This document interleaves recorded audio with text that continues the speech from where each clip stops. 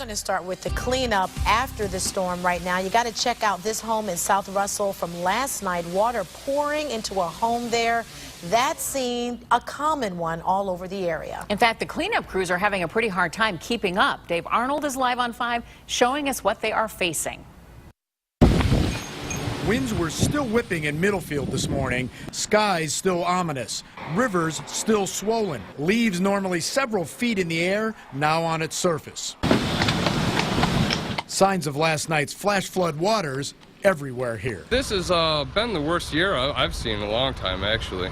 Cameron Wallace's crew arrived from Menor to give this home a helping hand. He has 6 crews out drying out and cleaning out basements since last night. This morning, how many calls did you get?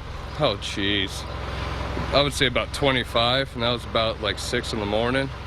Last night I was working till about midnight. Last night we had about 5 calls last night.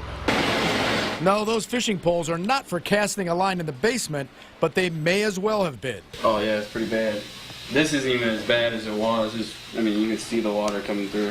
Preston Wood's mom was away from home when the storm hit. She was like, remember, check the basements to make sure it didn't flood, and I went down there, and it was just like, oh my gosh, there was just no word to describe it. It was that bad. Her finished basement was just that, just finished.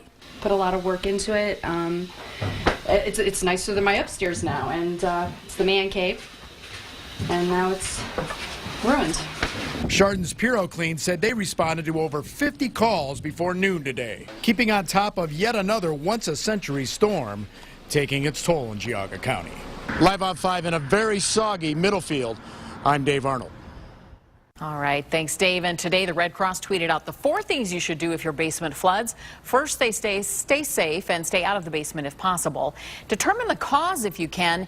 Remove flood-damaged items and toss out contaminated items, and use bleach to clean things that you're keeping. Finally, work with professionals to prevent future flooding if that's possible. But Mark and Danita, as we know, sometimes what can you do? Yeah. Well, there was anywhere from 2 to 4.5 inches of rain in Geauga County yesterday afternoon and evening. So Yeah, they really got a lot. whoosh, it all came down. No place to go. It can't run off that fast.